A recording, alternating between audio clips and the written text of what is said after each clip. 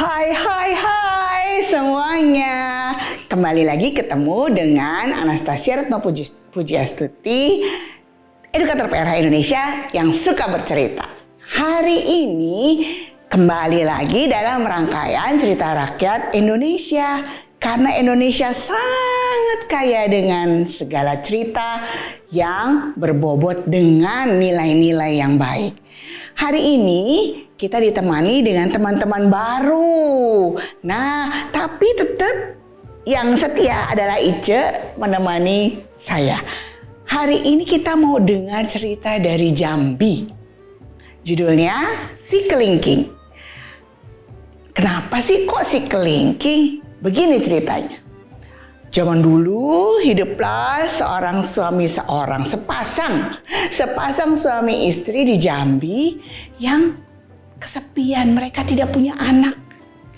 Mereka berdoa setiap hari kepada dewa-dewa dan sampai akhirnya mereka ketemu dewa yang sangat berkuasa. Di Jambi disebut Dewa Datuk Sae Janggut Panjang. Karena janggutnya panjang. Nah, mereka berdoa menemui Datuk Sae Janggut Panjang. Datuk Sae Janggut Panjang, tolonglah kami supaya kami mendapatkan anak. Sekecil kelingking pun anak itu akan kami asuh dengan cinta. Nah, setelah mereka kembali, beberapa saat kemudian lahirlah seorang anak laki-laki dari sepasang suami istri itu. Dan ternyata benar, dia hanya sebesar kelingking. Maka ayah ibunya menamainya Si Kelingking. Si Kelingking walaupun kecil tubuhnya, tapi dia gagah berani. Dia tidak pernah takut untuk ketemu dengan orang. Bahkan ketemu orang yang badannya besar-besar. Suatu ketika, desa di tempat si kelingking tinggal menjadi rusuh sekali. Kenapa? Karena ada raksasa yang datang dan mengobrak-abrik desa. Dia memakan ternak-ternak. Dia memporak-porandakan perumahan di desa itu. Dan dia juga mengejar orang-orang dan anak-anak kecil untuk dimakan. Wah, namanya Gergasi. Si Gergasi, si raksasa itu mulai membuat warga resah. Karena semuanya dia porak-porandakan teman-teman dan dimakan. Akhirnya sepakat seluruh desa mengungsi. Tapi si kelingking yang gagah berani itu berkata pada ayah ibunya, "Ayah ibu, biarlah aku tetap di sini. Aku penasaran. Aku ingin mengalahkan si Gergasi." Ayah dan ibunya langsung berkata, "Anakku, engkau berani sekali. Sedangkan kami semuanya sudah menyerah. Kenapa engkau berani?" "Tenang ayah dan ibu. Aku walaupun sekecil kelingking, tetapi aku cerdik. Tolonglah buat lubang di bawah tiang itu." Jadi di dekat pedesaan itu ada tiang teman-teman. Tiang itu minta untuk dilobangi di bawahnya. Dan si kelingking bersembunyi di bawah lubang tiang tadi. Jadi di perbatasan itu kalau si Gergasi sudah datang, maka si kelingking bisa tahu. Dia mengintip dari bawah lubang di tiang itu.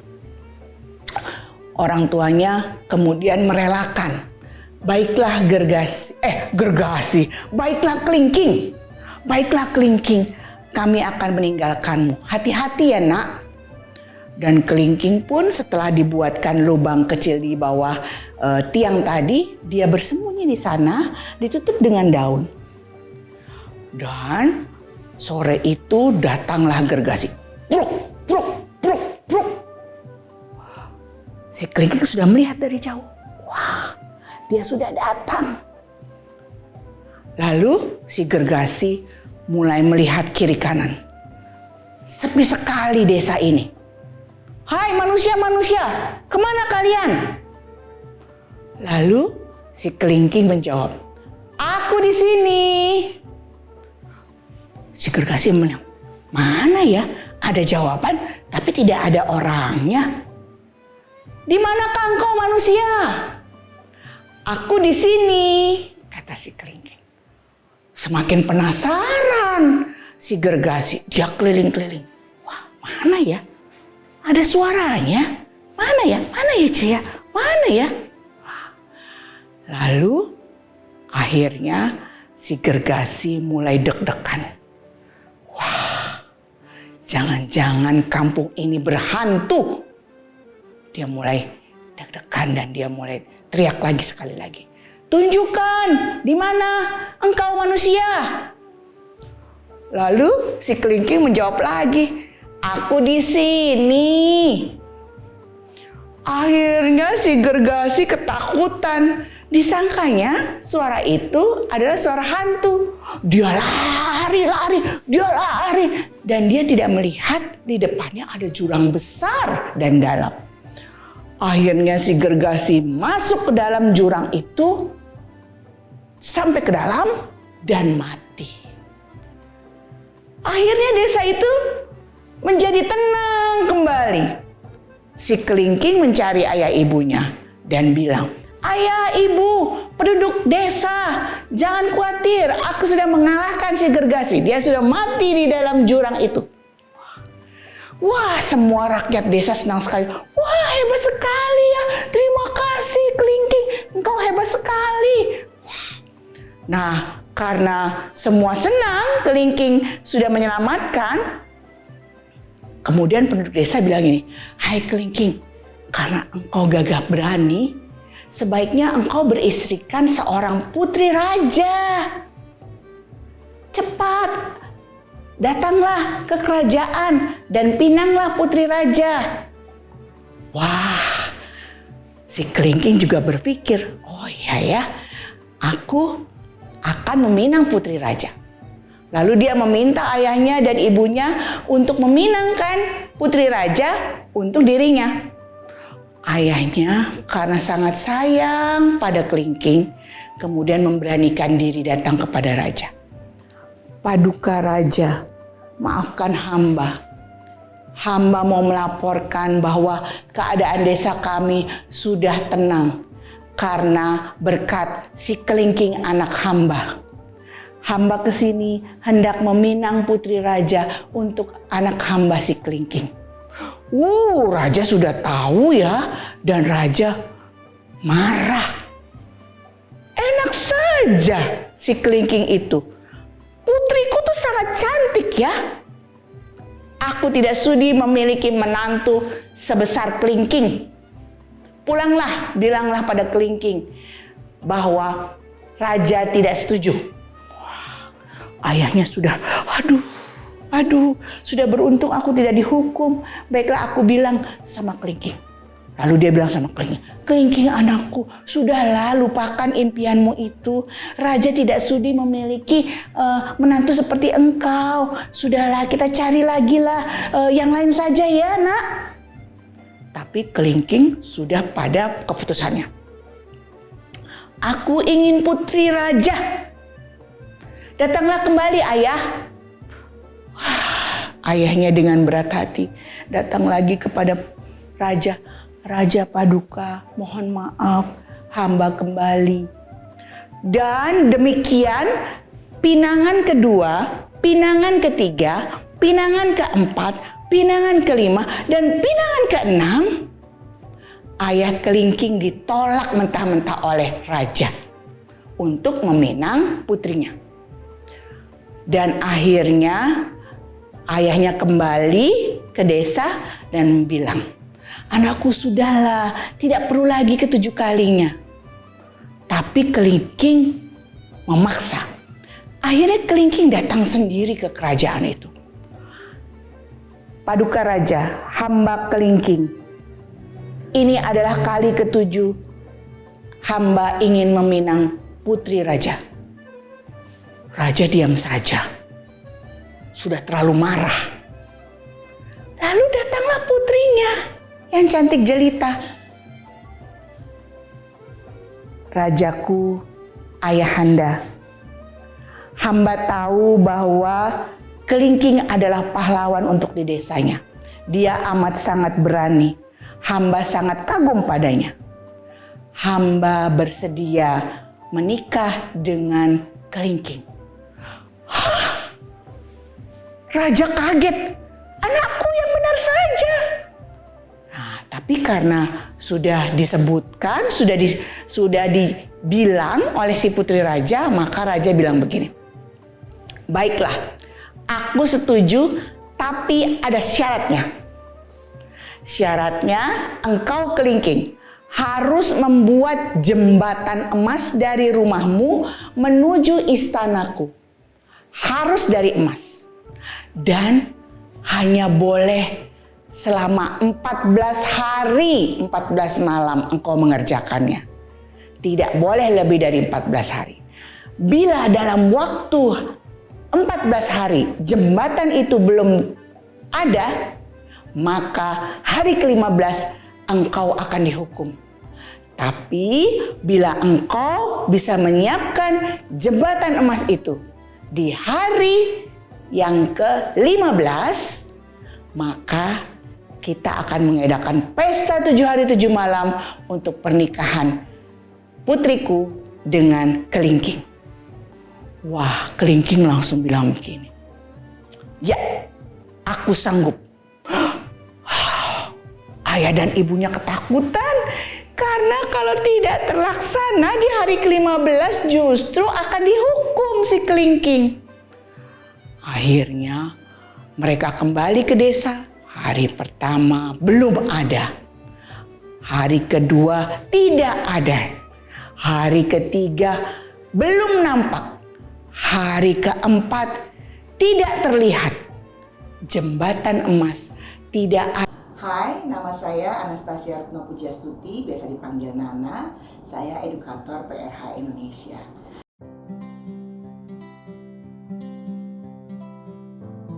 PRH adalah metode pertumbuh kembangan diri untuk menuju pada diri yang sejati yang dikembangkan di Prancis 50 tahun lalu oleh seorang pendidik bernama André Rosset. Karena PRH, saya menemukan bahwa saya adalah Nana yang punya kebiasaan bercerita. Saya senang bercerita karena saya menjadi mengenal diri saya yang sebenarnya melalui setiap pesan positif dari cerita yang saya bawakan. Sampai jumpa pada cerita berikutnya.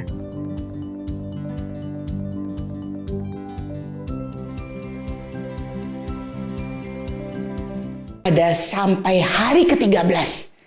Tinggal 1 hari lagi. Dan tahu bagaimana akhir ceritanya? Ternyata si Kelingking pada hari ke-13 masuk ke dalam hutan dan dia berlutut menyembah Dewa Datuk Sae Janggut Panjang. Datuk Sae Janggut Panjang, aku Kelingking yang telah kau ciptakan. Aku mohon agar engkau dapat membuatkan aku jembatan emas dari rumahku menuju istana. Dan cering! Ajaib! Hari ke-14 ada jembatan emas berkilau-kilau dari rumah si Kelingking menuju istana. Semua rakyat terheran-heran. Wow, indah sekali jembatannya. Kenapa kemarin belum ada, sekarang sudah ada ya? Hanya 1 hari. Wah, raja melihat itu langsung. Aku harus merelakan anakku untuk dipinang. Akhirnya pada hari ke-15 diadakan pesta 7 hari 7 malam perkawinan Kelingking dengan putri raja. Dan hari berikutnya setelah 7 hari, kelingking setiap pagi selalu pergi untuk bekerja. Waktu bekerja, agak curiga nih putri raja. Karena kelingking selalu larut malam pulangnya. Lalu suatu hari putri raja mengikuti si kelingking ke dalam hutan. Jadi si kelingking ternyata bekerja di dalam hutan. Ya, apa yang dilakukan? Si kelingking kembali duduk bersila dan menyembah Dato' Sae Janggut Panjang. Apa yang dia minta? Ternyata dia bekerja meminta supaya mendapatkan kerajaan yang baru yang lebih indah dari kerajaan ayah dari putri raja. Wah, dan lucunya pada saat dia bersemedi, copotlah topeng kelingking. Ada seperti tubuh yang keluar. Yang keluar adalah pemuda gagah perkasa menunggang kuda putih yang bekerja membabat hutan. Tapi hanya sendiri. Sedangkan hutannya luas sekali. Begitu sakti si kelingking.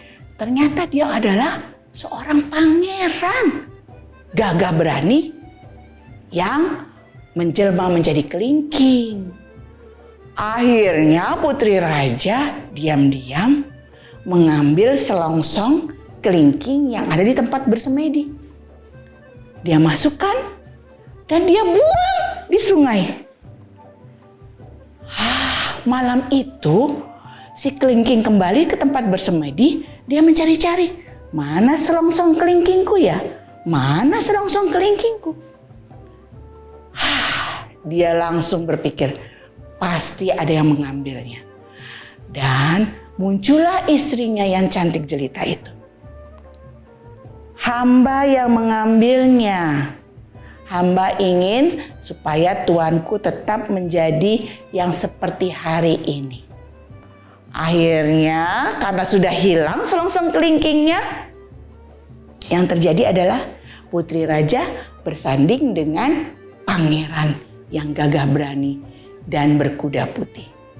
Mereka hidup bahagia di kerajaan baru yang dibuat oleh si kelingking, dibantu oleh Dato' Sae Janggut Panjang. Nah, teman-teman, dari cerita tadi saya merasakan sekali. Ternyata putri raja sangat berempati dan sangat baik hati. Dia mau menerima apa adanya si kelingking. Nah, penerimaan itulah yang membuat mereka menjadi menyatu kasih sayangnya. Dan mereka membuat kerajaan menjadi misi hidupnya. Apa maknanya buat teman-teman? Coba rasa-rasakan.